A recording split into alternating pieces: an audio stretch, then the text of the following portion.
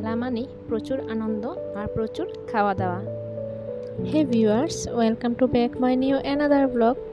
তো ঘুম থেকে উঠে আগে রান্নাবান্নাগুলো কমপ্লিট করলাম।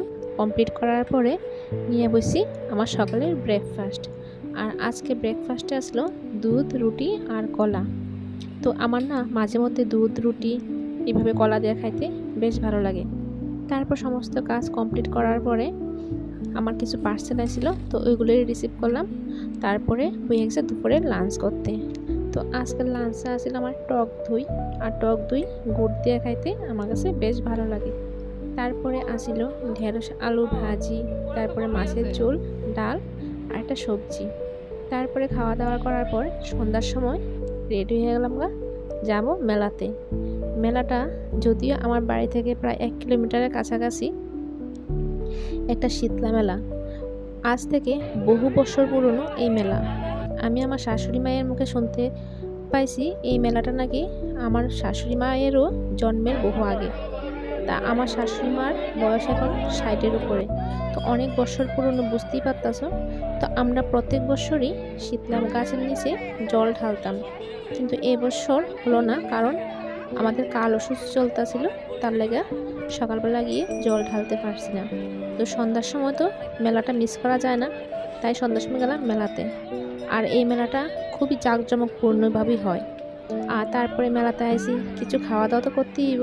তো সবাই মিললা এখানে দাঁড়ালাম ফুচকা খাইতে। আর ফুচকা খাইতে আমরা সবাই ভালোবাসি, ছোট বড় সবাই ফুচকা পাগল। আর ফুচকাটা ছিল কিন্তু খুব টেস্টি। তো দেখতেই পাইতেছ ছোটরা কত মজা নিয়ে ফুচকা খাইতেছে।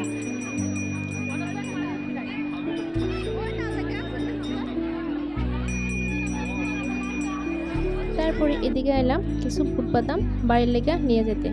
তো এদিকে সবাই মিলে আমরা কিছু বুট বাদাম বাড়ির লেগে নিতে আসি। তারপরে দেখলাম জিলেপি, ভাবলাম কিছু জিলেপিও নিয়ে যাই বাড়ির লেগে।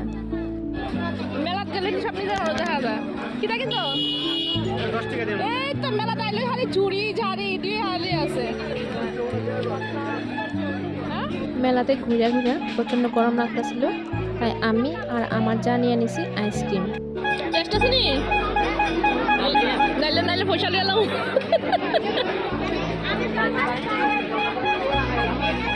আইসক্রিম খাওয়া কমপ্লিট করার পর দেখলাম এদিকে চাট আছে, তো সবাই মিলে এখন চাট খাইতেছি। আর মেলা মানেই তো প্রচুর খাওয়া দাওয়া, প্রচুর আনন্দ। তো সবাই মিলে এখন চাট খায়া জামুগা বাড়ির উদ্দেশ্যে। তো এই দেখো এখন আমরা খাওয়া দাওয়া কমপ্লিট করার পরে চলে যেতেছি বাড়িতে। কেমন লাগলো ভিডিওটা অবশ্যই কমেন্টস করে জানাইও। টাটা, দেখা হবে পরের ভিডিওতে।